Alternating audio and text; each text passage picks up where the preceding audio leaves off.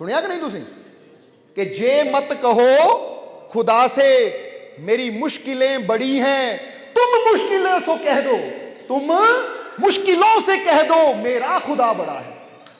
जरा गौर कर, कहते अपने मालिक नूं यह ना दसो कि मेरिया मुश्किलां कितनियां बड़ियां है, मेरिया तकलीफां कितनियां बड़ियां है, मेरिया परेशानियां कितनियां बड़ियां। अपने मालिक नूं यह ना दसो, बल्कि मुसीबत नूं दस दिओ, परेशानी नूं दस दिओ कि यह परेशानी तैनूं पता वो मेरा मालिक कितना बड़ा है, तू मेरा की बिगाड़ सकती है। जे तुहाडे जीवन च कोई दुख है, कोई बीमारी है, कोई तकलीफ है, तो अपनी तकलीफ नूं अज ही कह दिओ कि हुण पहुंच गई है मैं मालिक दे दर तक, यानी मैं मालिक दे दर तक, मालिक दे घर तक पहुंच गया। हुण तू बहुती देर नहीं ठहर सकती है, हुण तेरे जान दे दिन आ गए, तेरे दूर होने दे दिन आ गए है, क्योंकि तू चाहे जितनी मर्जी बड़ी होवे पर मेरे मालिक की रहमत तो बड़ी नहीं हो सकती। हुण जरा ध्यान दिओ, एक बार फिर दोहरावांगे, जे कदी नहीं शब्द सुनिया तो सुन लिओ। उदा बहुत सुनते हैं असीं, समझते हो कि नहीं, कई गाने सुनते हैं, हिंदी सुनते हैं, पंजाबी सुनते हैं, गज़लां सुनते हैं, पर जिहड़ी चीज़ साडे अंदर ना वो मालिक दे विश्वास नूं वधावे, प्रेम नूं वधावे, कदी वो भी सुनिया करो कि जे मत कहो खुदा से मेरी मुश्किलें बड़ी हैं। क्योंकि हर बंदा कहता रब्बा मेरे जीवन च मुश्किलां बहुत बड़ियां है, मेरे जीवन च तकलीफां बहुत ज़्यादा है, मेरे घर च परेशानियां बहुत ज़्यादा है। कहते ये ना दसो, बल्कि अपनियां तकलीफां नूं ये कह दिओ।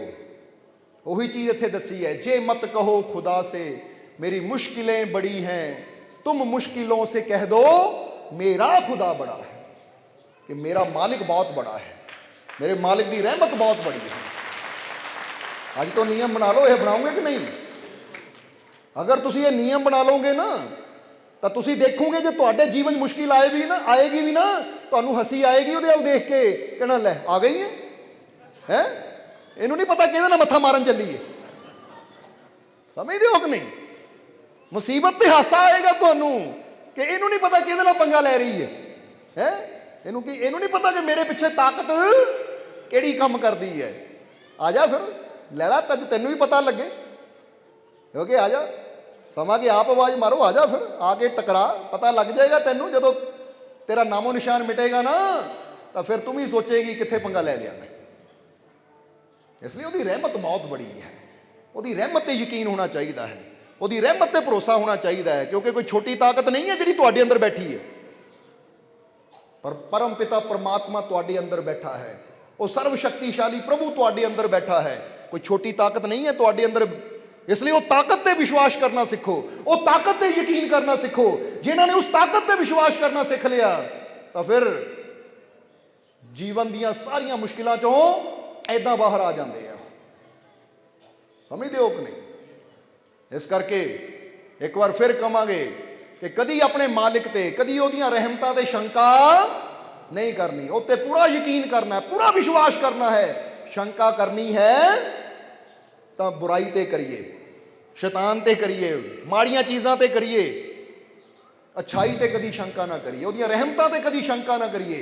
उत्थे तो तुसीं भी बुल्ले शाह वांगू ही कहो कि मैं अपने आप ते शक कर सकदा कि मैं हाँ या नहीं, पर मैं अपने रब दे शक नहीं कर सकदा, क्योंकि वो है और उन्हें सदा रहना है।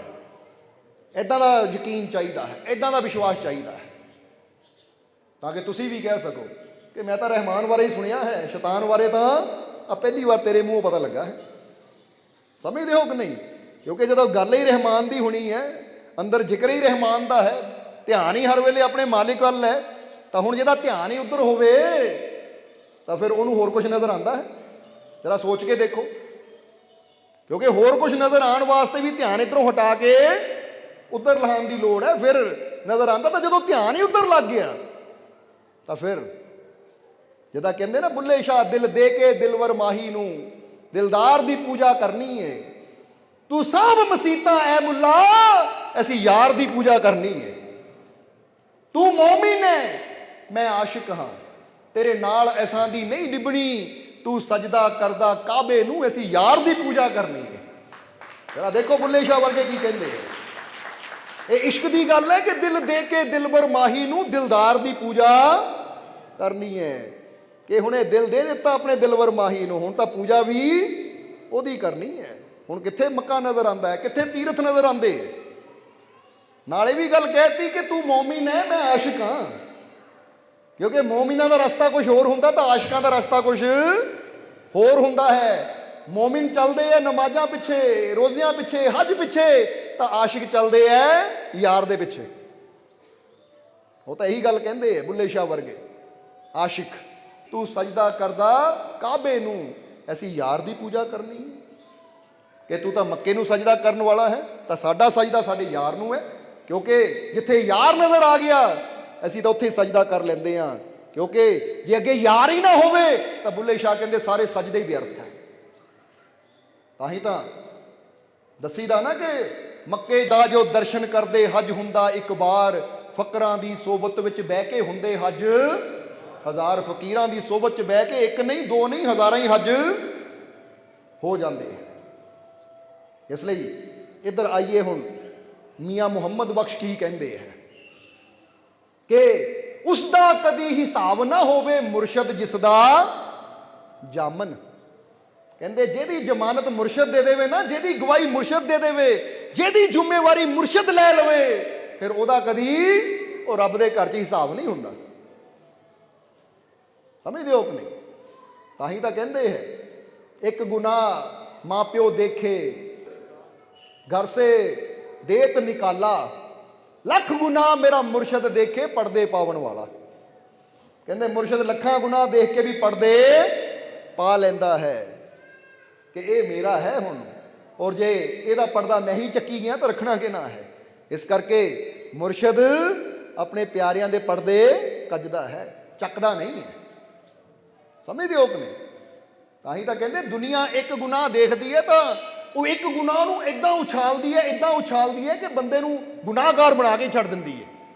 ਹੁੰਦਾ ਕਿ ਨਹੀਂ? ਕਦੀ ਤੁਸੀਂ ਦੇਖਦੇ ਹੋ ਨਾ, ਮਾੜੀ ਜਿਹੀ ਗਲਤੀ ਕਿਸੇ ਨੂੰ ਪਤਾ ਲੱਗ ਜਾਵੇ ਕਿੱਦਾਂ ਪੂਰੀ ਪਾਸੇ ਰੋਲਾ ਪਾ ਦਿੰਦੇ ਐ, ਘਰ ਘਰ ਨਿੰਦਿਆ ਹੋਣੀ ਸ਼ੁਰੂ ਹੋ ਜਾਂਦੀ। ਉਹ ਬੰਦਾ ਇਦਾਂ, ਉਹ ਇਦਾਂ, ਉਹ ਇੱਕ ਛੋਟੀ ਜਿਹੀ ਗਲਤੀ ਨੂੰ ਇਦਾਂ ਫੈਲਾ ਦਿੰਦੇ ਆ ਜਿੱਦਾਂ ਬੰਦਾ ਗਲਤੀਆਂ ਦਾ ਨਾਲ ਹੀ ਭਰਿਆ ਹੁੰਦਾ ਹੈ, ਇਹਦੇ ਅੰਦਰ ਖੂਬੀ ਹੁੰਦੀ ਹੀ ਨਹੀਂ, ਅੱਛਾਈ ਹੁੰਦੀ ਨਹੀਂ। ਔਰ ਦੂਜੇ ਪਾਸੇ ਮੁਰਸ਼ਦ ਉਹ ਸਾਡੀਆਂ ਲੱਖਾਂ ਗਲਤੀਆਂ ਨੂੰ ਦੇਖ ਕੇ ਵੀ ਇਦਾਂ ਰਹਿਮਤ ਦਾ ਪਰਦਾ ਪਾਉਂਦਾ ਹੈ ਔਰ ਸਾਨੂੰ ਇਦਾਂ ਪਿਆਰ ਕਰਦਾ ਕਿ ਕਹਿੰਦਾ ਇਹਦੇ ਵਰਗਾ ਹੋਰ ਕੋਈ ਹੈ ਹੀ ਨਹੀਂ। ਫਿਰ ਜ਼ਰਾ ਸੋਚੋ, ਫਿਰ ਐਸੇ ਮੁਰਸ਼ਿਦ ਨਾਲ ਕਿਉਂ ਨਾ ਪ੍ਰੇਮ ਕਰੀਏ ਜਿਹੜਾ ਸਾਡੇ ਗੁਨਾਹਾਂ ਤੇ ਪਰਦੇ ਪਾਉਣ ਵਾਲਾ ਹੈ। ਇਹੀ ਗੱਲ ਮੀਆਂ ਮੁਹੰਮਦ ਬਖਸ਼ ਕਹਿੰਦੇ ਹੈ ਕਿ ਉਸ ਦਾ ਕਦੇ ਹਿਸਾਬ ਨਾ ਹੋਵੇ ਮੁਰਸ਼ਿਦ ਜਿਸ ਦਾ ਜਾਮਨ। ਇਸ ਲਈ ਚੈੱਕ ਕਰੋ ਕਿ ਕਿਹਦਾ ਕਿਹਦਾ ਜਾਮਨ ਮੁਰਸ਼ਿਦ ਹੈ, ਔਰ ਮੁਰਸ਼ਿਦ ਉਹਦਾ ਹੀ ਜਾਮਨ ਹੁੰਦਾ ਜਿਹੜਾ ਮੁਰਸ਼ਿਦ ਦਾ ਤਾਲਿਬ ਬਣ ਗਿਆ, ਨਾਮ ਦੇ ਨਾਲ ਜੁੜ ਗਿਆ, ਸ਼ਬਦ ਦੇ ਨਾਲ ਜੁੜ ਗਿਆ। ਜਿਹਨਾਂ ਫੜ ਲਿਆ ਸਤਿਗੁਰ ਦਾ ਪੱਲਾ, ਜਿਹਨਾਂ ਫੜ ਲਿਆ ਕਾਮਿਲ ਮੁਰਸ਼ਿਦ ਦਾ ਪੱਲਾ, ਤਾਂ ਫਿਰ ਇਹਦਾ ਮਤਲਬ ਹੈ ਹੁਣ ਮੈਨੂੰ ਕੋਈ ਡਰ ਨਹੀਂ ਹੈ, ਕਿਉਂਕਿ ਹੁਣ ਜਿਹਦਾ ਮੈਂ ਪੱਲਾ ਫੜ ਲਿਆ ਨਾ ਉਹ ਮੇਰੀ ਜ਼ਮਾਨਤ ਦੇਣ ਲਈ ਕਾਫੀ ਹੈ। ਸਮਝਦੇ ਹੋ ਕਿ ਨਹੀਂ? ਇਸ ਕਰਕੇ ਜਿਹੜਾ ਉਸ ਮਾਲਿਕ ਦਾ ਹੋ ਗਿਆ ਉਹਦੇ ਸਾਰੇ ਡਰ। ਅੱਛਾ ਪਹਿਲੀ ਗੱਲ ਦੱਸੋ, ਤੁਹਾਡੇ ਮਨ 'ਚ ਕੋਈ ਡਰ ਤਾਂ ਨਹੀਂ ਕਿਸੇ ਚੀਜ਼ ਨੂੰ ਲੈ ਕੇ? ਕੋਈ ਹੈ ਤਾਂ ਦੱਸ ਦਿਓ। ਉਹ ਇੱਕ ਗੱਲ ਯਾਦ ਰੱਖੋ ਕਿ ਜਿਹੜਾ ਐਮਐਲਏ ਦੇ ਘਰ ਤੱਕ ਪਹੁੰਚ ਜਾਵੇ ਉਹਨੂੰ ਕਿਸੇ ਦਾ ਡਰ ਨਹੀਂ ਰਹਿ ਜਾਂਦਾ। ਉਹ ਕਹਿੰਦਾ ਲੈ ਹੁਣ ਐਮਐਲਏ ਦੇ ਘਰ ਤੱਕ ਮੇਰੀ ਪਹੁੰਚ ਹੋ ਗਈ ਹੈ। ਹੋ ਜਾਂਦਾ ਕਿ ਨਹੀਂ? ਜਾਂ ਮੰਤਰੀ ਦੇ ਘਰ ਤੱਕ ਮੇਰੀ ਪਹੁੰਚ ਹੈ, ਹੁਣ ਮੈਨੂੰ ਕੋਈ ਡਰ ਨਹੀਂ ਹੈ ਕਿਸੇ ਦਾ। ਜਾਂ ਸੀਐਮ ਦੇ ਘਰ ਤੱਕ ਮੇਰੀ ਪਹੁੰਚ ਹੈ, ਮੈਨੂੰ ਕੋਈ ਡਰ ਨਹੀਂ ਹੈ। ਜਾਂ ਪੀਐਮ ਦੇ ਘਰ ਤੱਕ ਮੇਰੀ ਪਹੁੰਚ ਹੈ, ਹੁਣ ਮੈਨੂੰ ਕੋਈ ਡਰ ਨਹੀਂ ਹੈ। ਉਹ ਜਿਹੜਾ ਪੀਐਮ ਸੀਐਮ ਉਹਨਾਂ ਦੇ ਘਰ ਤੱਕ ਪਹੁੰਚ ਜਾਵੇ ਉਹਦੇ ਡਰ ਖਤਮ ਹੋ ਜਾਂਦੇ। ਫਿਰ ਤੁਸੀਂ ਤਾਂ ਮਾਲਿਕ ਦੇ ਘਰ ਤੱਕ ਪਹੁੰਚ ਚੁੱਕੇ ਹੋ। ਜੇ ਤੁਹਾਡੇ ਡਰ ਨਾ ਗਏ ਤਾਂ ਫਿਰ ਹੋਰ ਜਾਣੇ ਕਿੱਦਾਂ ਹੈ? ਕਿਉਂਕਿ ਸਭ ਤੋਂ ਬੜਾ ਘਰ ਤਾਂ ਉਹ ਮਾਲਿਕ ਦਾ ਹੈ।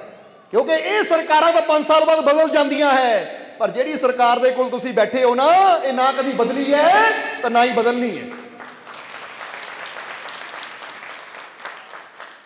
ਜਿਹੜੀਆਂ ਸਰਕਾਰਾਂ 5 ਸਾਲ ਬਾਅਦ ਆਉਂਦੀਆਂ ਬਦਲ ਜਾਂਦੀਆਂ ਹੈ, ਉਹਨਾਂ ਦੇ ਘਰ ਤੱਕ ਬੰਦੇ ਦੀ ਪਹੁੰਚ ਹੋਏ, ਬੰਦਾ ਨਿਡਰ ਹੋ ਜਾਂਦਾ ਹੈ ਕਿ ਲੈ ਵੀ ਮੇਰੀ ਪਹੁੰਚ ਉਹ ਤੱਕ ਹੈ, ਹੁਣ ਮੈਨੂੰ ਕੋਈ ਡਰ ਨਹੀਂ।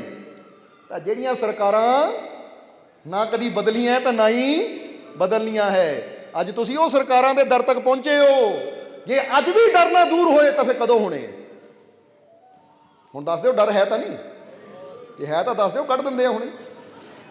ਕਿਉਂਕਿ ਉਹ ਮਜ਼ਾ ਕੀ ਜੇ ਡਰ ਕੱਢਿਆ ਨਾ ਜਾਵੇ ਤਾਂ ਕਸਰ ਤਾਂ ਕੋਈ ਰਹਿਣ ਦੇਈ ਦੀ ਨਹੀਂ। ਅਸੀਂ ਜਿੱਦਾਂ ਕਹਿੰਦੇ ਨਾ, ਸੁਨਾਰ ਪੂਰੀ ਤਰ੍ਹਾਂ ਚੰਡ ਕੇ ਫਿਰ ਉਹ ਸੋਨੇ ਦੀ ਡਲੀ ਨੂੰ ਗਹਿਣਾ ਬਣਾ ਦਿੰਦਾ ਹੈ। ਤਾਂ ਫੇਰ ਹੀ ਗਲੇ ਤੱਕ ਪਹੁੰਚਦਾ ਹੈ ਗਹਿਣਾ। ਇਦਾਂ ਹੀ ਤੁਹਾਡਾ ਵੀ ਉਹ ਗਹਿਣਾ ਬਣਾਉਣਾ ਹੈ ਕਿ ਤੁਸੀਂ ਵੀ ਉਹ ਮਾਲਿਕ ਦੇ ਗਲ ਤੱਕ ਪਹੁੰਚ ਸਕੋ, ਉਹਦੇ ਗਲੇ ਦਾ ਹਾਰ ਬਣ ਸਕੋ ਤੁਸੀਂ। ਇਸ ਲਈ ਉਹਦਾ ਕਦੇ ਹਿਸਾਬ ਨਾ ਹੋਵੇ, ਮੁਰਸ਼ਦ ਜਿਸ ਦਾ ਜਾਮਨ, ਕਿ ਜਿਹਦਾ ਜ਼ਮਾਨਤੀ, ਜਿਹਦਾ ਜਾਮਨ ਮੁਰਸ਼ਦ ਬਣ ਜਾਵੇ, ਉਹਦਾ ਫਿਰ ਕਦੀ ਹਿਸਾਬ ਨਹੀਂ ਹੁੰਦਾ। ਇਸ ਲਈ ਕਿਹਾ ਗਿਆ ਹੈ ਉਸ ਦਾ ਕਦੇ ਹਿਸਾਬ ਨਾ ਹੋਵੇ, ਮੁਰਸ਼ਦ ਜਿਸ ਦਾ ਜਾਮਨ, ਧਨ ਨਸੀਬ ਜਿਨ੍ਹਾਂ ਨੇ ਫੜਿਆ ਜਾ ਮੁਰਸ਼ਦ ਦਾ ਦਾਮਨ। ਕਹਿੰਦੇ ਚੰਗੇ ਭਾਗ ਉਹਨਾਂ ਦੇ ਹੁੰਦੇ ਹੈ, ਚੰਗੀ ਕਰਨੀ ਉਹਨਾਂ ਦੀ ਹੁੰਦੀ ਹੈ ਜਿਨ੍ਹਾਂ ਨੇ ਮੁਰਸ਼ਦ ਦੇ ਦਾਮਨ ਨੂੰ ਪਕੜ ਲਿਆ। ਕਿਉਂਕਿ ਜਿਹੜੇ ਮੁਰਸ਼ਦ ਦੇ ਦਾਮਨ ਤੱਕ ਪਹੁੰਚ ਜਾਂਦੇ ਆ ਨਾ, ਜਿਹੜਾ ਮੁਰਸ਼ਦ ਦਾ ਦਾਮਨ ਪਕੜ ਲੈਂਦੇ ਹੈ, ਇਹ ਕਾਮਿਲ ਮੁਰਸ਼ਦ ਦਾ ਮਿਲਣਾ ਵੀ ਬੜੇ ਭਾਗਾਂ ਦੀ ਗੱਲ ਹੈ। ਬਿਨਾਂ ਭਾਗਾਂ ਤੋਂ ਮੁਰਸ਼ਦ ਵੀ ਨਹੀਂ ਮਿਲਦਾ। ਤਾਂ ਹੀ ਕਹਿੰਦੇ ਧਨ ਨਸੀਬ ਜਿਨ੍ਹਾਂ ਨੇ ਫੜਿਆ ਜਾ ਮੁਰਸ਼ਦ ਦਾ ਦਾਮਨ। ਇਸ ਲਈ ਉਹਨਾਂ ਦੇ ਭਾਗ ਚੰਗੇ ਹੁੰਦੇ ਹੈ, ਉਹਨਾਂ ਦੀ ਕਿਸਮਤ ਚੰਗੀ ਹੁੰਦੀ ਹੈ ਜਿਹੜੇ ਕਾਮਿਲ ਮੁਰਸ਼ਦ ਤੱਕ ਪਹੁੰਚ ਜਾਂਦੇ ਹੈ। ਇਸ ਲਈ ਹੁਣ ਤੁਸੀਂ ਆਪਣੇ ਆਪ ਨੂੰ ਚੈੱਕ ਕਰੋ, ਤੁਸੀਂ ਆਪਣੇ ਨਸੀਬਾਂ ਬਾਰੇ ਕੀ ਕਹਿਣਾ ਚਾਹੋਗੇ? ਤੁਸੀਂ ਆਪਣੇ ਆਪ ਨੂੰ ਹੀ ਦੇਖੋ, ਆਪਣੇ ਆਪ ਨੂੰ ਹੀ ਮਹਿਸੂਸ ਕਰੋ। ਹੁਣ ਮੀਆਂ ਮੁਹੰਮਦ ਬਖਸ਼ ਆਪਣੀ ਆਖਰਲੀ ਲਾਈਨ 'ਚ ਕੀ ਕਹਿੰਦੇ ਹੈ, ਔਰ ਫਿਰ ਅਸੀਂ ਸਤਸੰਗ ਦੀ ਵੀ ਸਮਾਪਤੀ ਕਰਾਂਗੇ।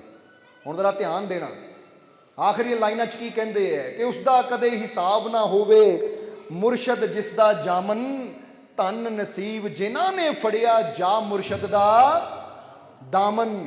ਮੁਰਸ਼ਦ ਰਾਹ ਵਿੱਚ ਕਦੇ ਨਾ ਛੋੜੇ, ਅਵਗੁਣ ਵੀ ਗੁਣ ਕਰਦਾ। ਮੀਆਂ ਮੁਹੰਮਦ ਬਖਸ਼ ਕਹਿੰਦੇ ਹੈ ਜਿਹੜਾ ਕਾਮਿਲ ਮੁਰਸ਼ਦ ਹੁੰਦਾ ਹੈ ਨਾ, ਉਹ ਕਦੀ ਰਸਤੇ 'ਚ ਨਹੀਂ ਬੰਦੇ ਨੂੰ ਛੱਡਦਾ। ਜੇ ਇੱਕ ਵਾਰ ਬਾਂਹ ਫੜ ਲੈਂਦਾ ਹੈ ਨਾ, ਤਾਂ ਫਿਰ ਮੰਜ਼ਿਲ ਤੱਕ ਪਹੁੰਚਾ ਕੇ ਹੀ ਹਟਦਾ ਹੈ।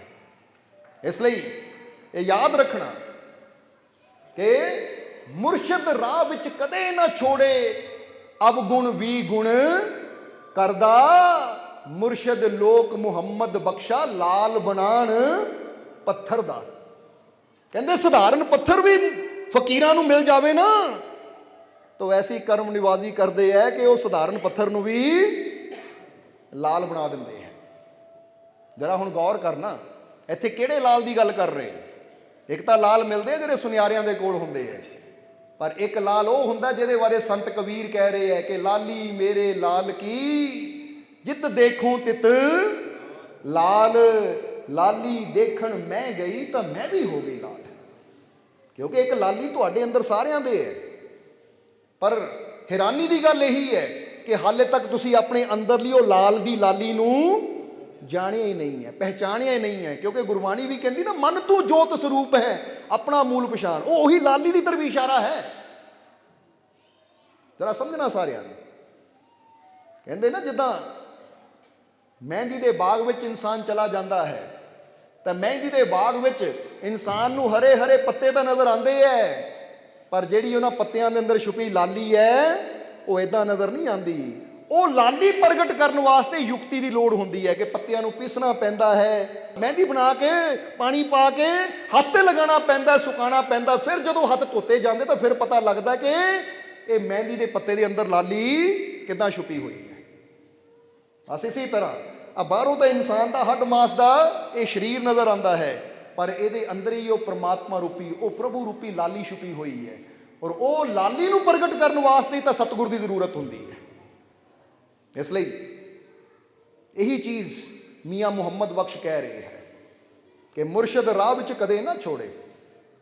ਕਿ ਜਿਹੜਾ ਸਤਿਗੁਰ ਹੁੰਦਾ ਹੈ ਨਾ, ਮੁਰਸ਼ਦ ਹੁੰਦਾ ਹੈ, ਜਿਸ ਵੇਲੇ ਉਹ ਇੱਕ ਵਾਰ ਇਨਸਾਨ ਦੀ ਬਾਂਹ ਪਕੜ ਲੈਂਦਾ ਹੈ ਤਾਂ ਫਿਰ ਹੁਣ ਇਨਸਾਨ ਦੇ ਅੰਦਰ ਲੱਖ ਕਮੀਆਂ, ਅਵਗੁਣ ਵੀ ਗੁਣ ਕਰਦਾ। ਜਰਾ ਗੌਰ ਕਰਨਾ ਕਿ ਮੁਰਸ਼ਦ ਕਦੀ ਰਸਤੇ 'ਚ ਨਹੀਂ ਆਪਣੇ ਜੀਵ ਨੂੰ ਛੋੜਦਾ, ਮੁਰਸ਼ਦ ਰਾਹ ਵਿੱਚ ਕਦੇ ਨਾ ਛੋੜੇ, ਅਵਗੁਣ ਵੀ ਗੁਣ ਕਰਦਾ। ਕਿ ਜਿੰਨੇ ਇਨਸਾਨ ਦੇ ਅੰਦਰ ਅਵਗੁਣ ਹੁੰਦੇ ਹੈ, ਉਹ ਅਵਗੁਣਾਂ ਨੂੰ ਦੂਰ ਕਰਦਾ ਚਲਾ ਜਾਂਦਾ ਔਰ ਇਨਸਾਨ ਦੇ ਅੰਦਰ ਗੁਣ ਪੈਦਾ ਕਰਦਾ ਚਲਾ ਜਾਂਦਾ ਹੈ। ਕਿਉਂਕਿ ਫਕੀਰਾਂ ਦੀ ਸੋਬਤ 'ਚ ਬਹਿ ਕੇ ਇਹੀ ਤਾਂ ਹੁੰਦਾ ਹੈ ਕਿ ਇਨਸਾਨ ਜਿੱਦਾਂ ਜਿੱਦਾਂ ਫਕੀਰਾਂ ਦਾ ਸੰਗ ਕਰਦਾ ਹੈ, ਫਕੀਰਾਂ ਦੀ ਸੋਬਤ ਕਰਦਾ ਹੈ, ਉੱਦਾਂ ਉੱਦਾਂ ਉਹਦੀਆਂ ਕਮੀਆਂ ਦੂਰ ਹੁੰਦੀਆਂ ਚਲੀਆਂ ਜਾਂਦੀਆਂ ਔਰ ਉਹਦੇ ਅੰਦਰ ਅੱਛਾਈਆਂ, ਅੱਛੇ ਗੁਣ ਉਹਦੇ ਅੰਦਰ ਪ੍ਰਗਟ ਹੁੰਦੇ ਚਲੇ ਜਾਂਦੇ ਹੈ। ਇਹ ਗੱਲ ਯਾਦ ਰੱਖਣਾ ਹਮੇਸ਼ਾ। ਇਸੇ ਲਈ ਤੁਸੀਂ ਬਹੁਤ ਜੀਵ ਆਪਣੇ ਆਪ ਨੂੰ ਇਸ ਸਵਾਲ ਕਰਕੇ ਪੁੱਛ ਸਕਦੇ ਹੋ ਕਿ ਸਤਸੰਗ ਤੋਂ ਪਹਿਲਾਂ ਸਾਡੇ ਅੰਦਰ ਕਿੰਨੀਆਂ ਕਮੀਆਂ ਸੀ, ਤਾਂ ਜਿੱਦਾਂ ਜਿੱਦਾਂ ਅਸੀਂ ਸਤਸੰਗ 'ਚ ਆਉਂਦੇ ਗਏ ਆ ਸਾਡੀਆਂ ਹੌਲੀ ਹੌਲੀ ਕਮੀਆਂ ਦੂਰ ਹੁੰਦੀਆਂ ਚਲੀਆਂ ਗਈਆਂ ਔਰ ਸਾਡੇ ਅੰਦਰ ਖੂਬੀਆਂ, ਅੱਛਾਈਆਂ, ਗੁਣ ਪ੍ਰਗਟ ਹੋਣੇ ਸ਼ੁਰੂ ਹੋ ਗਏ। ਅੱਛਾ, ਕਿਹੜੇ ਕਿਹੜੇ ਜੀਵ ਨੂੰ ਇਦਾਂ ਮਹਿਸੂਸ ਹੁੰਦਾ ਹੈ? ਹੱਥ ਖੜਾ ਕਰਕੇ ਦੱਸਿਓ ਜ਼ਰਾ। ਦੇਖੋ ਕਾਫੀ ਜੀਵ ਹੈ। ਇਹਨੂੰ ਹੀ ਕਹਿੰਦੇ ਹੈ ਕਿਉਂਕਿ ਇਨਸਾਨ ਦੇ ਅੰਦਰ ਅੱਛਾਈ ਵੀ ਹੈ, ਇਨਸਾਨ ਦੇ ਅੰਦਰ ਬੁਰਾਈ ਵੀ ਹੈ। ਬਸ ਜਿੱਦਾਂ ਦੀ ਇਨਸਾਨ ਨੂੰ ਸੋਭਤ ਮਿਲਣੀ ਹੈ ਨਾ, ਫਿਰ ਉਹੀ ਚੀਜ਼ ਇਨਸਾਨ ਦੇ ਅੰਦਰੋਂ ਬਾਹਰ ਆਣੀ ਸ਼ੁਰੂ ਹੋ ਜਾਣੀ ਹੈ। ਤਾਂ ਹੀ ਤਾਂ ਕਿਹਾ ਜਾਂਦਾ ਹੈ ਕਿ ਜਦੋਂ ਇਨਸਾਨ ਮਾੜੀ ਸੰਗਤ ਵਿੱਚ ਬੈਠਦਾ ਹੈ ਤਾਂ ਫਿਰ ਮਾੜੀ ਸੰਗਤ 'ਚ ਬੈਠਣ ਨਾਲ ਇਨਸਾਨ ਦੇ ਅੰਦਰੋਂ ਕੀ ਆਉਂਦਾ ਹੈ? ਫਿਰ ਜ਼ਰਾ ਗੌਰ ਕਰਨਾ, ਮਾੜੇ ਗੁਣ ਬਾਹਰ ਆਣੇ ਸ਼ੁਰੂ ਹੋ ਜਾਂਦੇ ਕਿ ਨਹੀਂ? ਫਿਰ ਇਨਸਾਨ ਦੇ ਉੱਪਰ ਉੱਦਾਂ ਦਾ ਰੰਗ ਚੜ੍ਹਨਾ ਸ਼ੁਰੂ ਹੋ ਜਾਂਦਾ ਹੈ। ਤਾਂ ਜਦੋਂ ਇਨਸਾਨ ਫਕੀਰਾਂ, ਗੁਰੂਆਂ, ਰਹਿਬਰਾਂ ਦੀ ਸੋਬਤ ਵਿੱਚ ਬਹਿੰਦਾ ਹੈ ਤਾਂ ਫਿਰ ਇਨਸਾਨ ਦੇ ਅੰਦਰ ਉਹ ਅੱਛਾਈ ਪੈਦਾ ਹੁੰਦੀ ਹੈ, ਉਹ ਅੱਛਾਈ ਪ੍ਰਗਟ ਹੁੰਦੀ ਹੈ। ਔਰ ਇਹ ਗੱਲ ਫਿਰ ਤੁਹਾਨੂੰ ਕਵਾਂਗੇ ਕਿ ਆਪਣੇ ਦਿਲੋਂ ਦਿਮਾਗ 'ਚ ਇਸ ਗੱਲ ਨੂੰ ਹਮੇਸ਼ਾ ਬਿਠਾ ਲੈਣਾ ਕਿ ਜੇ ਪਰਮਾਤਮਾ ਨੂੰ ਪਾਣਾ ਹੈ, ਉਹ ਪ੍ਰਭੂ ਨੂੰ ਪਾਣਾ ਹੈ, ਤਾਂ ਫਿਰ ਸਾਨੂੰ ਉਹਦੇ ਵਾਲੇ ਗੁਣ ਆਪਣੇ ਅੰਦਰ ਪ੍ਰਗਟ ਕਰਨੇ ਪੈਣਗੇ, ਕਿਉਂਕਿ ਗੁਣਾਂ ਨਾਲ ਹੀ ਗੁਣਾਂ ਦਾ ਮੇਲ ਹੁੰਦਾ ਹੈ। ਸਮਝਦੇ ਹੋ ਕਿ ਨਹੀਂ? ਇੱਕ ਕਹਾਣੀ ਅਸੀਂ ਸੁਣਾਈ ਦੀ ਸੀ ਇੱਥੇ, ਫਿਰ ਸੁਣਾਵਾਂਗੇ ਇੱਕ ਵਾਰ ਔਰ ਫਿਰ ਸਤਸੰਗ ਦੀ ਸਮਾਪਤੀ ਕਰਾਂਗੇ, ਕਿਉਂਕਿ ਫਿਰ ਰਾਤ ਦਾ ਵੀ ਪ੍ਰੋਗਰਾਮ ਹੈ, ਤੁਹਾਨੂੰ ਪਤਾ ਹੈ। ਕਹਾਣੀ ਦੁਹਰਾਉਣਾ ਕਿਉਂ ਚਾਹੁੰਦੇ ਹਾਂ? ਤਾਂ ਕਿ ਤੁਹਾਨੂੰ ਪਤਾ ਲੱਗ ਜਾਵੇ ਕਿ ਜੇ ਅਸੀਂ ਉਹਦੀਆਂ ਰਹਿਮਤਾਂ ਨੂੰ ਪਾਣਾ ਹੈ, ਉਹ ਪ੍ਰਭੂ ਨੂੰ ਪਾਣਾ ਹੈ, ਤਾਂ ਫਿਰ ਅਸੀਂ ਕੀ ਕਰ ਸਕਦੇ ਹਾਂ। ਤੇ ਕਿਹਾ ਜਾਂਦਾ ਕਿ ਇੱਕ ਵਾਰ ਇੱਕ ਫਕੀਰ ਨੇ ਖੁਦਾ ਨੂੰ ਪੁੱਛਿਆ, ਇਹ ਕਹਾਣੀ ਨੂੰ ਜ਼ਰਾ ਧਿਆਨ ਨਾਲ ਸਮਝਣਾ। ਪਰਮਾਤਮਾ ਨੂੰ ਪੁੱਛਿਆ, ਖੁਦਾ ਨੂੰ ਪੁੱਛਿਆ ਕਿ ਐ ਖੁਦਾ, ਐ ਪਰਮਾਤਮਾ, ਕੀ ਕੋਈ ਐਸਾ ਕੰਮ ਵੀ ਹੈ ਜਿਹੜਾ ਮੈਂ ਕਰ ਸਕਦਾ ਪਰ ਤੂੰ ਨਹੀਂ ਕਰ ਸਕਦਾ? ਜ਼ਰਾ ਧਿਆਨ ਦੇਣ ਵਾਲੀ ਗੱਲ ਹੈ ਕਿ ਜਦੋਂ ਫਕੀਰ ਨੇ ਪੁੱਛਿਆ ਉਸ ਰੱਬ ਨੂੰ ਕਿ ਕੋਈ ਐਸਾ ਕੰਮ ਵੀ ਹੈ ਕਿ ਜਿਹੜਾ ਮੈਂ ਤਾਂ ਕਰ ਸਕਦਾ ਪਰ ਤੂੰ ਨਹੀਂ ਕਰ ਸਕਦਾ, ਤਾਂ ਉਸ ਵੇਲੇ ਖੁਦਾ ਦੀ ਆਵਾਜ਼ ਆਈ, ਉਹ ਪਰਮਾਤਮਾ ਪ੍ਰਭੂ ਭਗਵਾਨ ਦੀ ਆਵਾਜ਼ ਆਈ। ਕਹਿੰਦੇ ਹਾਂ ਫਕੀਰ, ਐਸਾ ਕੰਮ ਹੈ ਜੋ ਤੂੰ ਤਾਂ ਕਰ ਸਕਦਾ ਪਰ ਮੈਂ ਨਹੀਂ ਕਰ ਸਕਦਾ। ਹੁਣ ਹੈਰਾਨੀ ਦੀ ਗੱਲ ਹੈ ਕਿ ਨਹੀਂ, ਕਿ ਇਦਾਂ ਦਾ ਕਿਹੜਾ ਕੰਮ ਹੈ ਜਿਹੜਾ ਰੱਬ ਨਹੀਂ ਕਰ ਸਕਦਾ, ਪਰਮਾਤਮਾ ਨਹੀਂ ਕਰ ਸਕਦਾ ਤਾਂ ਬੰਦਾ ਕਰ ਸਕਦਾ ਹੈ? ਇਹ ਮਨ ਦੇ ਵਿੱਚ ਸਵਾਲ ਆਉਂਦਾ ਹੈ, ਕਿਹੜਾ ਕੰਮ ਹੈ ਇਦਾਂ ਦਾ? ਇਸ ਲਈ ਫਕੀਰ ਵੀ ਹੈਰਾਨ ਹੋਇਆ ਕਿ ਐ ਪਰਮਾਤਮਾ, ਇਦਾਂ ਦਾ ਵੀ ਕੋਈ ਕੰਮ ਹੈ ਜਿਹੜਾ ਮੈਂ ਕਰ ਸਕਦਾ ਤੂੰ ਨਹੀਂ ਕਰ ਸਕਦਾ? ਖੁਦਾ ਨੇ ਕਿਹਾ ਹਾਂ ਹੈ। ਫਕੀਰ ਕਹਿੰਦੇ ਉਹ ਕਿਹੜਾ ਕੰਮ ਹੈ? ਤਾਂ ਉਸ ਵੇਲੇ ਖੁਦਾ ਨੇ ਕਿਹਾ, ਪਰਮਾਤਮਾ ਨੇ ਕਿਹਾ, ਪ੍ਰਭੂ ਨੇ ਕਿਹਾ, ਕਹਿੰਦੇ ਐ ਫਕੀਰ ਸੁਣ, ਉਹ ਕਿਹੜਾ ਕੰਮ ਹੈ ਜੋ ਤੂੰ ਕਰ ਸਕਦਾ ਪਰ ਮੈਂ ਨਹੀਂ ਕਰ ਸਕਦਾ? ਤੂੰ ਬੁਰਾਈ ਕਰ ਸਕਦਾ ਆ, ਮੈਂ ਬੁਰਾ ਨਹੀਂ ਕਰ ਸਕਦਾ। ਤੂੰ ਕਿਸੇ ਦਾ ਦਿਲ ਦੁਖਾ ਸਕਦਾ ਹੈ, ਮੈਂ ਕਿਸੇ ਦਾ ਦਿਲ ਨਹੀਂ ਦੁਖਾ ਸਕਦਾ। ਤੂੰ ਨਫ਼ਰਤ ਕਰ ਸਕਦਾ ਹੈ ਦੂਸਰੇ ਦੇ ਨਾਲ, ਪਰ ਮੈਂ ਕਿਸੇ ਨਾਲ ਨਫ਼ਰਤ ਨਹੀਂ ਕਰ ਸਕਦਾ। ਤੂੰ ਨਿੰਦਿਆ ਕਰ ਸਕਦਾ ਹੈ, ਤੂੰ ਕ੍ਰੋਧ ਕਰ ਸਕਦਾ ਹੈ, ਤੂੰ ਮਾੜਾ ਕਰ ਸਕਦਾ ਹੈ, ਪਰ ਮੈਂ ਕਿਸੇ ਦਾ ਮਾੜਾ ਨਹੀਂ ਕਰ ਸਕਦਾ। ਜਰਾ ਸਮਝਣਾ। ਔਰ ਅੱਗੇ ਰੱਬ ਨੇ ਕੀ ਕਿਹਾ? ਰੱਬ ਕਹਿੰਦਾ ਕਿ ਤੂੰ ਗਿਰਨ ਵਾਲੇ, ਗਿਰਨਾ ਮਤਲਬ ਸਮਝਦੇ ਹੋ ਨਾ, ਗਿਰਨਾ, ਤੂੰ ਗਿਰਨੇ ਵਾਲੇ ਸਾਰੇ ਕੰਮ ਕਰ ਸਕਦਾ ਆ, ਪਰ ਮੈਂ ਗਿਰਨੇ ਵਾਲਾ ਕੋਈ ਕੰਮ ਨਹੀਂ ਕਰ ਸਕਦਾ। ਜਰਾ ਸਮਝਣਾ ਸਾਰਿਆਂ ਨੇ। ਔਰ ਨਾਲ ਇਹ ਵੀ ਰੱਬ ਨੇ ਕਿਹਾ ਕਿ ਜਿਹੜੇ ਕੰਮ ਤੂੰ ਕਰ ਸਕਦਾ ਹੈ ਔਰ ਮੈਂ ਨਹੀਂ ਕਰ ਸਕਦਾ, ਉਹ ਯਾਨੀ ਬੁਰਾ ਬੋਲਣਾ, ਕਿਉਂਕਿ ਪਰਮਾਤਮਾ ਕਦੀ ਬੁਰਾ ਨਹੀਂ ਬੋਲਦਾ, ਰੱਬ ਕਦੀ ਬੁਰਾ ਨਹੀਂ ਕਰਦਾ, ਰੱਬ ਕਿਸੇ ਨਾਲ ਨਫ਼ਰਤ ਨਹੀਂ ਕਰਦਾ। ਤੁਸੀਂ ਜਿੰਨਾ ਮਰਜ਼ੀ ਰੱਬ ਨੂੰ ਬੁਰਾ ਬੋਲ ਲਓ ਪਰ ਫਿਰ ਵੀ ਰੱਬ ਪਿਆਰ ਹੀ ਕਰੇਗਾ। ਸਮਝਦੇ ਹੋ ਕਿ ਨਹੀਂ? ਇਸ ਲਈ ਹੁਣ ਪਰਮਾਤਮਾ ਨੇ ਅੱਗੇ ਫਕੀਰ ਨੂੰ ਕੀ ਕਿਹਾ ਕਿ ਜਿਹੜੇ ਕੰਮ ਮੈਂ ਨਹੀਂ ਕਰਦਾ, ਅਗਰ ਤੂੰ ਉਹ ਕੰਮ ਕਰਨਾ ਬੰਦ ਕਰ ਦੇਵੇਂ, ਔਰ ਜਿਹੜੇ ਕੰਮ ਮੈਂ ਕਰਦਾ ਹਾਂ ਅਗਰ ਤੂੰ ਉਹ ਕੰਮ ਕਰਨਾ ਸ਼ੁਰੂ ਕਰ ਦੇਵੇਂ, ਤਾਂ ਤੇਰੇ ਔਰ ਮੇਰੇ 'ਚ ਕੋਈ ਫਰਕ ਨਾ ਰਹਿ ਜਾਵੇ। ਫਿਰ ਤੂੰ ਮੇਰਾ ਰੂਪ ਹੋ ਜਾਵੇਂ ਤਾਂ ਮੈਂ ਤੇਰਾ ਰੂਪ ਹੋ ਜਾਵਾਂ, ਕਿਉਂਕਿ ਇਹੀ ਕੰਮ ਤਾਂ ਤੈਨੂੰ ਔਰ ਮੈਨੂੰ ਇੱਕ ਦੂਜੇ ਤੋਂ ਜੁਦਾ ਕਰਦੇ ਹੈ। ਇਸ ਲਈ ਹੁਣ ਆਪ ਥੋੜਾ ਜਿਹਾ ਚੈੱਕ ਕਰ ਲੈਣਾ ਆਪਣੇ ਆਪ ਨੂੰ। ਸਮਝਦੇ ਹੋ ਕਿ ਨਹੀਂ ਕਿ ਤੁਹਾਡੀ ਹਾਲੇ ਤੱਕ ਰੱਬ ਨਾਲ ਮੁਲਾਕਾਤ ਕਿਉਂ ਨਹੀਂ ਹੋਈ? ਹਾਲੇ ਤੱਕ ਉਹ ਪ੍ਰਭੂ ਤੱਕ ਪਹੁੰਚੇ ਕਿਉਂ ਨਹੀਂ ਹੈ? ਇਹਦਾ ਇੱਕੋ ਹੀ ਕਾਰਨ ਹੈ ਕਿ ਹਾਲੇ ਤੱਕ ਅਸੀਂ ਆਪਣੇ ਅੰਦਰ ਉਹ ਗੁਣ ਹੀ ਨਹੀਂ ਪੈਦਾ ਕਰਨ ਦੀ ਕੋਸ਼ਿਸ਼ ਕੀਤੀ ਜਿਹੜੇ ਗੁਣ ਉਹ ਮਾਲਿਕ ਦੇ ਅੰਦਰ ਹੈ, ਉਹ ਪਰਮਾਤਮਾ ਦੇ ਅੰਦਰ ਹੈ। ਹਾਲੇ ਤੱਕ ਅਸੀਂ ਚੱਲਦੇ ਹੀ ਉਸ ਤੋਂ ਉਲਟ ਹਾਂ, ਕਿਉਂਕਿ ਪਰਮਾਤਮਾ ਕਿਸੇ ਨਾਲ ਨਫ਼ਰਤ ਨਹੀਂ ਕਰਦਾ, ਪਰ ਇਨਸਾਨ ਆਪਣੇ ਆਪ ਨੂੰ ਚੈੱਕ ਕਰੇ ਤਾਂ ਪਤਾ ਨਹੀਂ ਕਿੰਨੀ ਕੁ ਦੀ ਨਫ਼ਰਤ ਇਨਸਾਨ ਆਪਣੇ ਦਿਲਾਂ 'ਚ ਲੈ ਕੇ ਬੈਠਾ ਹੈ। ਬੋਲੋ ਹੈ ਜਾਂ ਨਹੀਂ? ਇਸ ਲਈ परमात्मा कहता मैं जोड़न का काम करदा हाँ, तोड़न का नहीं। पर ए इंसान तू तोड़न का भी कर सकदा है, जोड़न का भी कर सकदा है। जदों तू तोड़न का करदा है मेरे तो जुदा हो जाता है, जदों तोड़न का काम छड्ड के सब नूं जोड़न का काम करेगा तो तू मेरा ही रूप हो सकता है। इसलिए समझो सारे, इसलिए जोड़न वाले काम करो, तोड़न वाले नहीं। प्रेम वाले काम करो, नफरत वाले नहीं, क्योंकि प्रेम करना प्रभु का काम है। सब का भला करना प्रभु का काम है, सब नूं खुशियां देनियां प्रभु का काम है। और जदों प्रभु वाले काम असीं करांगे तो फिर साडे तो उहदे च कोई फर्क रहेगा ही नहीं। इहनूं ही कहंदे है कि मुरशद राह विच कदे ना छोड़े, अवगुण भी गुण करदा। मुरशद लोग मुहम्मद बख्शा, लाल बनान पत्थर दा। कि आ जिहड़ा इंसान दा जीवन पत्थर बनिया होया है ना, पत्थर, क्योंकि पत्थर दा काम हुंदा दूजे नूं पीड़ा देनी, समझदे हो कि नहीं। कहते हुण पत्थर बन के जिंदगी नहीं गुजारनी, हुण लाल बनो ताकि तुहाडी लाली चारों तरफ फैल जाए। जिद्दां फुल दी महक चारों तरफ फैल जाती है, तुहाडी अच्छाई चारों तरफ फैले, तुहाडा प्रेम चारों तरफ फैले, ताकि जिधर दी भी तुसीं गुजर जावो अच्छाई दी महक बखेरदे ही चले जावो। और जिहड़ा अच्छाई दी महक बखेरदा चला जाता फिर उहदी रहमत हर कदम ते उहदे नाल चलदी है। हुण तुसीं चाहते हो ना कि वह मालिक की रहमत हर कदम ते तुहाडे नाल चले, चाहते हो कि नहीं।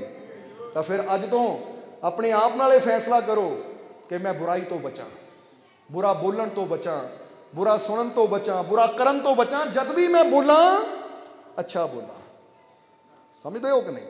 और जिस तरह दसिया तुहानूं कि अपने अंदर विश्वास रखना है, यकीन रखना है, क्योंकि जिथे प्रेम है, जिथे विश्वास है, जिथे यकीन है, उत्थे ही उहदी रहमत है, उत्थे ही उहदी बख्शिश है, उत्थे ही उहदी किरपा है। इसलिए उहदियां रहमतां दे दरवाजे उस वेले इंसान वास्ते खुलने शुरू हो जाते हैं जदों इंसान अपने मालिक नाल प्रेम करना और उस पर विश्वास रखना शुरू कर दिंदा है। जे अज तो ही तुसीं प्रेम और विश्वास की शुरुआत कर दिंदे हो तो यकीन रखो कि फिर जिधर भी तुसीं कदम बढ़ाओगे ना तुहानूं कामयाबी जरूर मिलेगी, सफलता जरूर मिलेगी। बोलो समझदे हो कि नहीं।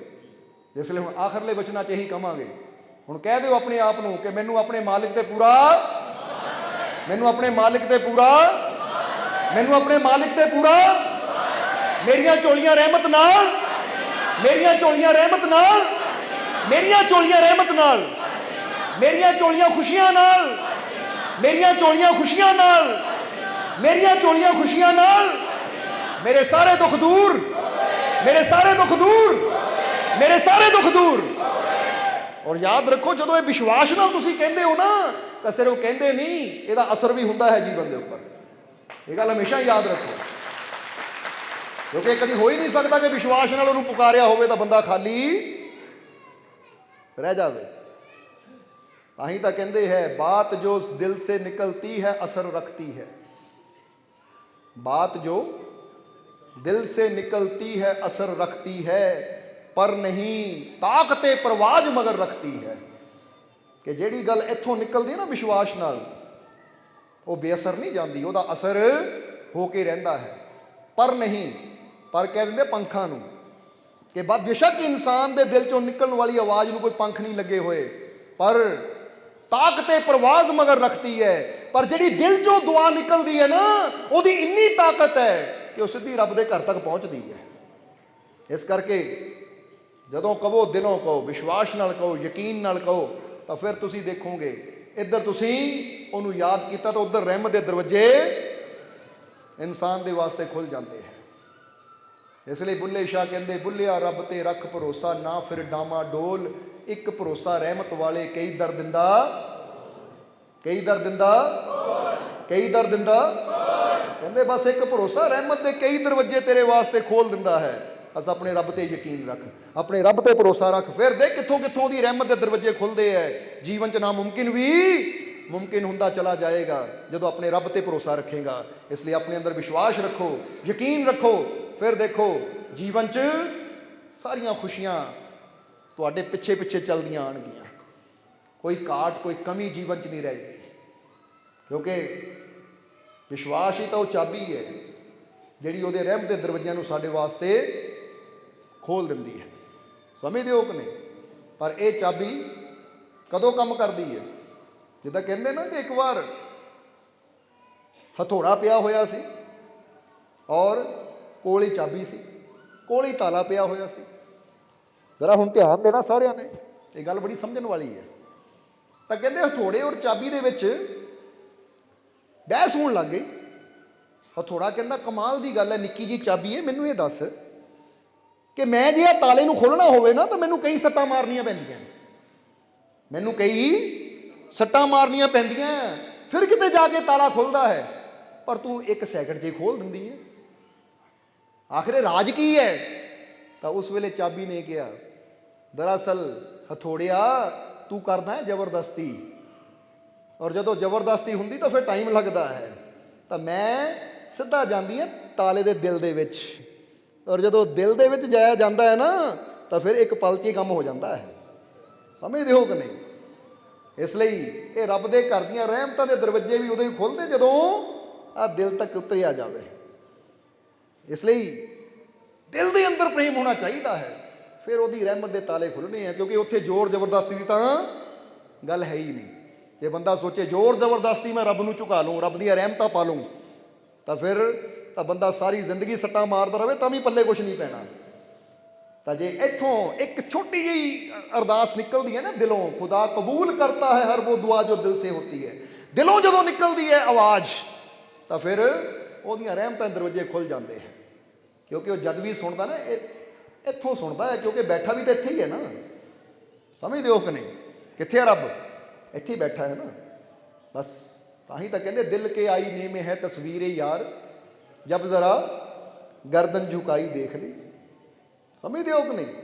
ਤਾਂ ਹੀ ਤਾਂ ਬੁੱਲੇ ਸ਼ਾਹ ਵੀ ਕਹਿੰਦੇ ਸੀ ਮੈਂ ਮੱਕੇ ਨੂੰ ਕੀ ਦੇਖਣਾ, ਮੈਂ ਤੀਰਥਾਂ ਨੂੰ ਕੀ ਦੇਖਣਾ, ਜਦੋਂ ਯਾਰ ਨੂੰ ਦੇਖਣ ਨੂੰ ਦਿਲ ਕਰਦਾ ਤਾਂ ਮੈਂ ਸਿਰ ਝੁਕਾਉਂਦਾ ਤਾਂ ਆਪਣੇ ਯਾਰ ਦਾ ਦੀਦਾਰ ਕਰ ਲੈਂਦਾ ਹਾਂ, ਕਿਉਂਕਿ ਮੇਰੇ ਅੰਦਰ ਹੀ ਤਾਂ ਵਸਦਾ ਹੈ ਉਹ। ਇਸ ਲਈ ਤੁਹਾਡਾ ਮਾਲਿਕ ਤੁਹਾਡੇ ਹਰ ਪਲ ਹਰ ਘੜੀ ਨਾਲ ਹੀ ਹੈ। ਬਸ ਉੱਤੇ ਵਿਸ਼ਵਾਸ ਰੱਖੋ, ਯਕੀਨ ਰੱਖੋ ਕਿ ਤੂੰ ਮੇਰਾ ਰਾਖਾ ਸਭਨੀ ਥਾਈਂ, ਕਿਉਂਕਿ ਯਕੀਨ ਦੇ ਨਾਲ ਹੀ ਤਾਂ ਉਹਦੀਆਂ ਰਹਿਮਤਾਂ ਨੂੰ ਹਾਸਲ ਕੀਤਾ ਜਾਂਦਾ ਹੈ। ਤਾਂ ਹੀ ਫਿਰ ਦੁਹਰਾਵਾਂਗੇ, ਬੁੱਲੇ ਸ਼ਾਹ ਕਹਿੰਦੇ ਇੱਕ ਭਰੋਸਾ ਰਹਿਮਤ ਵਾਲੇ ਕਈ ਦਰ ਦਿੰਦਾ ਖੋਲ। ਦਰ ਦਾ ਮਤਲਬ ਦਰਵਾਜ਼ਾ, ਕਿ ਇੱਕ ਭਰੋਸਾ ਰੱਖੇਗਾ ਤਾਂ ਰਹਿਮਤ ਦੇ ਕਈ ਦਰਵਾਜ਼ੇ ਤੇਰੇ ਵਾਸਤੇ ਖੁੱਲ ਜਾਣੇ ਆ। ਜਿੱਥੋਂ ਤੈਨੂੰ ਨਹੀਂ ਵੀ ਉਮੀਦ ਨਾ, ਉੱਥੋਂ ਵੀ ਦਰਵਾਜ਼ਾ ਖੁੱਲ ਜਾਏਗਾ ਤੇਰੇ ਵਾਸਤੇ। ਬਸ ਆਪਣੇ ਰੱਬ ਤੇ ਭਰੋਸਾ ਰੱਖ। ਸੋ ਭਰੋਸਾ ਹੈ ਜਾਂ ਨਹੀਂ? ਫਿਰ ਕਹਿ ਦਿਓ ਮੈਨੂੰ ਮੇਰੇ ਮਾਲਿਕ ਤੇ ਪੂਰਾ ਪੂਰਾ ਪੂਰਾ। ਬਸ ਇਹ ਮਾਲਕ ਇੱਦਾਂ ਹੀ ਇਹ ਪ੍ਰੇਮ, ਇਹ ਵਿਸ਼ਵਾਸ ਬਣਾਏ ਰੱਖੇ। ਕੁਛ ਪਲ ਬੜੇ ਖਾਸ ਹੁੰਦੇ ਆ, ਉਹਨਾਂ ਪਲਾਂ ਨੂੰ ਜਦੋਂ ਇਨਸਾਨ ਸੰਭਾਲ ਲੈਂਦਾ ਨਾ ਤਾਂ ਜ਼ਿੰਦਗੀ 'ਚ ਬਹੁਤ ਕੁਝ ਸੰਭਲ ਜਾਂਦਾ ਹੈ। ਕਿਉਂਕਿ ਸਭ ਤੋਂ ਬੜੀ ਗੱਲ ਹੈ, ਜੇ ਨਾ ਉਹਦੀ ਰਹਿਮਤ ਸੰਭਾਲ ਲਈ ਨਾ, ਉਹਨੂੰ ਜੀਵਨ 'ਚ ਫਿਰ ਕਮੀ ਤਾਂ ਕੋਈ ਆਂਦੀ ਨਹੀਂ ਹੈ। ਕਿਉਂਕਿ ਆਪ ਤੁਸੀਂ ਆਪਣੇ ਆਪ ਨੂੰ ਚੈੱਕ ਕਰਕੇ ਦੇਖੋ ਕਿ ਹਰ ਕਦਮ ਤੇ ਇਨਸਾਨ ਨੂੰ ਉਹਦੀਆਂ ਰਹਿਮਤਾਂ ਦੀ ਜ਼ਰੂਰਤ ਹੈ। ਕਿਉਂਕਿ ਜਿਹੜਾ ਕੰਮ ਉਹਦੀ ਰਹਿਮਤ ਨੇ ਕਰਨਾ ਹੈ ਨਾ, ਉਹ ਕੰਮ ਦੁਨੀਆ ਦੀ ਹੋਰ ਕਿਸੇ ਚੀਜ਼ ਨੇ ਨਹੀਂ ਕਰਨਾ। ਇਹ ਗੱਲ ਯਾਦ ਰੱਖੋ। ਜੇ ਇਨਸਾਨ ਨੂੰ ਖੁਸ਼ੀਆਂ ਵੀ ਚਾਹੀਦੀਆਂ ਤਾਂ ਉਹ ਵੀ ਉਹਦੀ ਰਹਿਮਤ ਨਾਲ ਹੀ ਆਣੀ ਹੈ। ਦੁਨੀਆ ਦੇ ਪਦਾਰਥਾਂ ਨੇ ਖੁਸ਼ੀਆਂ ਨਹੀਂ ਦੇਣੀਆਂ। ਹੁਣ ਕਈ ਵਾਰ ਤੁਸੀਂ ਦੇਖਦੇ ਨਾ, ਬੰਦੇ ਕੋਲ ਸਭ ਕੁਝ ਹੁੰਦਾ ਹੈ, ਕਾਰ ਵੀ ਹੈ, ਘਰ ਵੀ ਹੈ, ਪੈਸਾ ਵੀ ਹੈ, ਪਰ ਅੰਦਰ ਖੁਸ਼ੀ ਨਹੀਂ ਹੈ। ਬੰਦਾ ਪਰੇਸ਼ਾਨ ਹੈ, ਬੰਦਾ ਕਹਿੰਦਾ ਹੁਣ ਜੀਣ ਨੂੰ ਦਿਲ ਨਹੀਂ ਕਰਦਾ, ਸਭ ਕੁਝ ਹੁੰਦਿਆਂ ਹੋਇਆਂ ਵੀ ਸ਼ਾਂਤੀ ਨਹੀਂ ਹੈ, ਸਕੂਨ ਨਹੀਂ ਹੈ। ਇਹਦਾ ਮਤਲਬ ਸਕੂਨ, ਸ਼ਾਂਤੀ, ਖੁਸ਼ੀ ਚੀਜ਼ਾਂ ਨੇ ਨਹੀਂ ਦੇਣੀ। ਇਹ ਤਾਂ ਜੀਵਨ 'ਚ ਉਦੋਂ ਆਣੀ ਜਦੋਂ ਉਹਦੀ ਰਹਿਮਤ ਹੁੰਦੀ ਹੈ, ਉਹਦੀ ਮਿਹਰ ਹੁੰਦੀ ਹੈ। ਇਸ ਲਈ ਚਾਹੇ ਹੋਵੇ ਤੰਦਰੁਸਤੀ, ਇਹ ਵੀ ਕਦ ਨਾਲ ਆਣੀ ਹੈ। ਨਹੀਂ ਤਾਂ ਡਾਕਟਰ ਕਈ ਵਾਰ ਕੀਮਤੀ ਤੋਂ ਕੀਮਤੀ ਦਵਾਈਆਂ ਵੀ ਦੇ ਦਿੰਦੇ ਆ ਕਿ ਨਹੀਂ? ਪਰ ਫਿਰ ਵੀ ਬੰਦਾ ਕਹਿੰਦਾ ਮਹਿੰਗੀਆਂ ਤੋਂ ਮਹਿੰਗੀਆਂ ਦਵਾਈਆਂ ਖਾ ਲਈਆਂ, ਫਿਰ ਵੀ ਕੋਈ ਅਸਰ ਹੁੰਦਾ ਹੀ ਨਹੀਂ ਹੈ। ਤਾਂ ਜਦੋਂ ਉਹਦੀ ਰਹਿਮਤ ਹੋ ਜਾਵੇ, ਇੱਕ ਛੋਟੀ ਜਿਹੀ ਗੋਲੀ ਵੀ ਆਪਣਾ ਅਸਰ ਦਿਖਾ ਦਿੰਦੀ ਹੈ। ਕਿਉਂਕਿ ਤੰਦਰੁਸਤੀ ਦੇਣਾ ਇਹ ਉਹਦੀ ਰਹਿਮਤ ਦੇ ਹੱਥ 'ਚ ਹੈ, ਡਾਕਟਰ ਦੇ ਹੱਥ 'ਚ ਨਹੀਂ ਹੈ। ਤਾਂ ਹੀ ਤਾਂ ਅਸੀਂ ਕਈ ਵਾਰ ਦੱਸਦੇ ਹਾਂ ਕਿ ਡਾਕਟਰ ਕੋਲੋਂ ਅਸੀਂ ਦਵਾਈ ਲੈ ਸਕਦੇ ਹਾਂ। ਜੇ ਡਾਕਟਰ ਨੂੰ ਪੁੱਛੋ ਡਾਕਟਰ ਸਾਹਿਬ ਤੁਸੀਂ ਤੰਦਰੁਸਤੀ ਦਿੰਦੇ ਹੋ, ਡਾਕਟਰ ਨੇ ਕਹਿਣਾ ਭਾਈ ਮੇਰਾ ਕੰਮ ਦਵਾਈ ਦੇਣਾ, ਤੰਦਰੁਸਤੀ ਦੇਣਾ ਮੇਰਾ ਕੰਮ ਨਹੀਂ ਹੈ। ਤੰਦਰੁਸਤੀ ਦੇਣਾ ਤਾਂ ਉਹਦੇ ਹੱਥ 'ਚ ਹੈ। ਇਹ ਡਾਕਟਰ ਵੀ ਮੰਨਣਗੇ।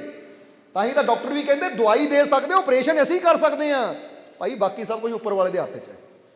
ਇਸੇ ਲਈ ਤਾਂ ਡਾਕਟਰ ਕੋਲ ਜਾ ਕੇ ਅਸੀਂ ਡਾਕਟਰ ਨੂੰ ਕਹਿੰਦੇ ਡਾਕਟਰ ਸਾਹਿਬ ਮੈਡੀਸਨ ਦਿਓ। ਪਰ ਜਦੋਂ ਗੁਰੂ ਚਰਨਾਂ 'ਚ ਜਾਂਦੇ ਆ, ਪੀਰਾਂ ਫਕੀਰਾਂ ਕੋਲ ਜਾਂਦੇ ਆ, ਉੱਥੇ ਅਸੀਂ ਦਵਾਈ ਨਹੀਂ ਮੰਗਦੇ। ਉੱਥੇ ਕਹਿੰਦੇ ਮਹਾਰਾਜ ਸਿਹਤ ਦਿਓ, ਤੰਦਰੁਸਤੀ ਦਿਓ, ਕਿਉਂਕਿ ਪਤਾ ਤੰਦਰੁਸਤੀ ਦੇਣਾ ਉਹਦੇ ਹੱਥ 'ਚ ਹੈ। ਇਸ ਲਈ ਰਹਿਮਤ ਨਾਲ ਹੀ ਤੰਦਰੁਸਤੀ ਮਿਲਦੀ ਹੈ। ਰਹਿਮਤ ਦੇ ਨਾਲ ਹੀ ਬਰਕਤਾਂ ਮਿਲਦੀਆਂ ਹੈ, ਉਹਦੀ ਰਹਿਮਤ ਦੇ ਨਾਲ ਹੀ ਜੀਵਨ 'ਚ ਖੁਸ਼ੀਆਂ ਆਉਂਦੀਆਂ ਹੈ, ਉਹਦੀ ਰਹਿਮਤ ਦੇ ਨਾਲ ਹੀ ਜੀਵਨ 'ਚ ਸ਼ਾਂਤੀ ਆਉਂਦੀ ਹੈ, ਉਹਦੀ ਰਹਿਮਤ ਨਾਲ ਹੀ ਜੀਵਨ 'ਚ ਪਿਆਰ ਆਉਂਦਾ ਹੈ। ਇਸ ਲਈ ਜਿਹਨੇ ਉਹਦੀ ਰਹਿਮਤ ਨੂੰ ਸੰਭਾਲ ਲਿਆ ਨਾ, ਉਹਨਾਂ ਸਭ ਕੁਝ ਹੀ ਸੰਭਾਲ ਲਿਆ। ਇਸ ਲਈ ਇਹ ਕੁਛ ਪਲ, ਕੁਛ ਘੜੀਆਂ ਐਸੀਆਂ ਖਾਸ ਹੁੰਦੀਆਂ ਕਿ ਜਦੋਂ ਅਸੀਂ ਪ੍ਰੇਮ ਨਾਲ ਚੱਲ ਕੇ ਜਾਂਦੇ ਹਾਂ ਤਾਂ ਫਿਰ ਉਹਦੀਆਂ ਰਹਿਮਤਾਂ ਨੂੰ ਅਸੀਂ ਸੰਭਾਲ ਲੈਂਦੇ ਹਾਂ। ਔਰ ਜਿੱਦਾਂ ਦੱਸਿਆ, ਜਿਹਨਾਂ ਰਹਿਮਤ ਸੰਭਾਲ ਲਈ ਤਾਂ ਰਹਿਮਤ ਉਹ ਜੜ ਦੀ ਤਰ੍ਹਾਂ ਹੈ, ਜਿਹਨਾਂ ਜੜ ਸੰਭਾਲ ਲਈ ਪੱਤੇ, ਫਲ, ਫੁੱਲ ਤਾਂ ਸਭ ਕੁਝ ਜੜ ਤੋਂ ਹੀ ਪੈਦਾ ਹੁੰਦਾ ਹੈ। ਰਹਿਮਤ ਉਹਦੀ ਜੜ ਹੈ। ਇਸ ਲਈ ਜਿਹਨਾਂ ਜੜ ਸੰਭਾਲ ਲਈ ਨਾ, ਸਮਝ ਲਓ ਰਹਿਮਤ ਸੰਭਾਲ ਲਈ, ਫਿਰ ਉਹਦੇ ਜੀਵਨ 'ਚ ਖੁਸ਼ੀਆਂ ਦੇ ਫਲ ਫੁੱਲ ਬੇਸ਼ੁਮਾਰ ਆਉਂਦੇ, ਕੋਈ ਕਮੀ ਰਹਿੰਦੀ ਨਹੀਂ ਹੈ। ਕਿਉਂਕਿ ਰਹਿਮਤ ਗਵਾਉਣ ਵਾਲੀ ਨਹੀਂ ਹੁੰਦੀ, ਰਹਿਮਤ ਸੰਭਾਲਣ ਵਾਲੀ ਹੁੰਦੀ ਹੈ। ਇਸ ਲਈ ਆਓ ਇਹ ਰਹਿਮਤ ਨੂੰ ਸੰਭਾਲੀਏ ਔਰ ਆਪਣੀ ਜ਼ਿੰਦਗੀ ਨੂੰ, ਆਪਣੇ ਜੀਵਨ ਨੂੰ ਸਫਲ ਬਣਾਈਏ। ਹੁਣ ਇਹੀ ਉਸ ਮਾਲਿਕ ਦੇ ਚਰਨਾਂ 'ਚ ਅਰਦਾਸ ਬੇਨਤੀ ਕਰਾਂਗੇ ਕਿ ਮਾਲਿਕ ਤੁਹਾਨੂੰ ਸਭ ਨੂੰ ਨਾਮ ਨਾਲ ਜੁੜਨ ਦੀ ਤਾਕਤ ਦੇਣ, ਤੁਹਾਨੂੰ ਸਭ ਨੂੰ ਨਾਮ ਜਪਣ ਦੀ ਤਾਕਤ ਦੇਣ, ਸੇਵਾ ਸਿਮਰਨ ਕਰਨ ਦਾ, ਨੇਕ ਮਾਰਗ ਤੇ ਚੱਲਣ ਦਾ ਮਾਲਿਕ ਬਲ ਬਖਸ਼ਣ ਔਰ ਆਪਣੀ ਕਿਰਪਾ, ਦਇਆ, ਮਿਹਰ, ਰਹਿਮਤ, ਬਖਸ਼ਿਸ਼ ਹਮੇਸ਼ਾ ਮਾਲਿਕ ਤੁਹਾਡੇ ਤੇ ਬਣਾਏ ਰੱਖਣ। ਤੁਹਾਡੀਆਂ ਸਭ ਦੀਆਂ ਤਕਲੀਫਾਂ, ਦੁੱਖਾਂ, ਦਰਦਾਂ, ਪਰੇਸ਼ਾਨੀਆਂ ਨੂੰ ਮਾਲਿਕ ਦੂਰ ਕਰਨ।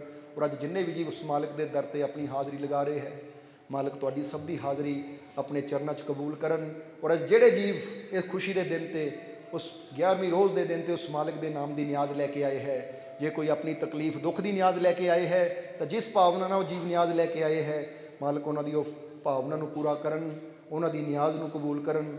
ਔਰ ਜਿਹੜੇ ਜੀਵ ਅੱਜ ਖੁਸ਼ੀ ਦੀਆਂ ਨਿਆਜ਼ਾਂ ਲੈ ਕੇ ਆਏ ਹੈ, ਮਾਲਿਕ ਉਹਨਾਂ ਦੀਆਂ ਖੁਸ਼ੀ ਦੀਆਂ ਨਿਆਜ਼ਾਂ ਵੀ ਕਬੂਲ ਕਰਨ, ਤਾਂ ਕਿ ਉਹਨਾਂ ਨੂੰ ਕਦੀ ਫਰਿਆਦਾਂ ਕਰਨ ਦੀ ਲੋੜ ਹੀ ਨਾ ਪਵੇ। ਔਰ ਆਪਣੀ ਕਿਰਪਾ, ਦਇਆ, ਮਿਹਰ ਹਮੇਸ਼ਾ ਮਾਲਿਕ ਤੁਹਾਡੇ ਤੇ ਬਣਾਏ ਰੱਖੇ। ਇਹੀ ਸਾਡੀ ਉਸ ਮਾਲਿਕ ਦੇ ਚਰਨਾਂ 'ਚ ਅਰਦਾਸ ਬੇਨਤੀ ਹੈ। ਔਰ ਹੁਣ ਅੰਤ ਵਿੱਚ ਤੁਹਾਡੇ ਸਭ ਦੇ ਅੰਦਰ ਵਸਦੇ ਉਸ ਮਾਲਿਕ ਨੂੰ ਅਸੀਂ ਪ੍ਰਣਾਮ ਕਰਦੇ ਹਾਂ। ਸਾਡਾ ਪ੍ਰਣਾਮ ਸਵੀਕਾਰ ਕਰੋ। ਜੈ ਮਾਲਕਾਂ।